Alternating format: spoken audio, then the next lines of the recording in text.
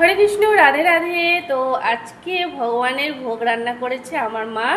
তো আজকে ভগবানের কি কি ভোগ রান্না করেছে সেটাই তোমাদেরকে দেখাবো। আর ভগবানকে ভোগ লাগা কিন্তু আমার এখন কমপ্লিট হয়ে গেছে, 10টা 46 মতো বাজছে। তো এখন ভগবানকে ভোগ লাগা। আর মা আজকে বলছে আজকে যখন আমি আছি তোরা তো অন্যের ভোগ দিস না একাদশী দিনে, তো আজকে আমি ভগবানকে একাদশীর দিনে অন্যের ভোগ লাগাবো। তো সেই পোশাকটা রাখা হবে, কালকে পাওয়া যাবে। তো আজকে ভগবানকে অন্যের ভোগ লাগাবে। মায়ের যখন মনে হয়েছে তখন মা অন্ন রান্না করছে দুপুরের জন্যে।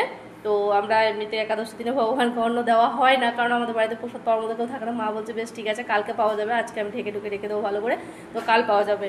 তো চলো আজকে একাদশীর দিনে আমি মা কী কী রান্না করেছে ভগবান জানে, সেটাই তোমাদেরকে দেখাই চলো। আর তোমরা তো জানো 12টা না বাজলে, 12টা না পেরোলে মানে জল পর্যন্ত পাই না।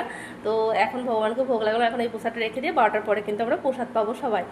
তো চলো দেখাই তোমাদেরকে কি আছে আজকে। যে ভগবানের ভোগে লাগিয়েছিল মা, মানে মা ভোগ রান্না করেছে, আমি ভোগ লাগিয়েছিলাম।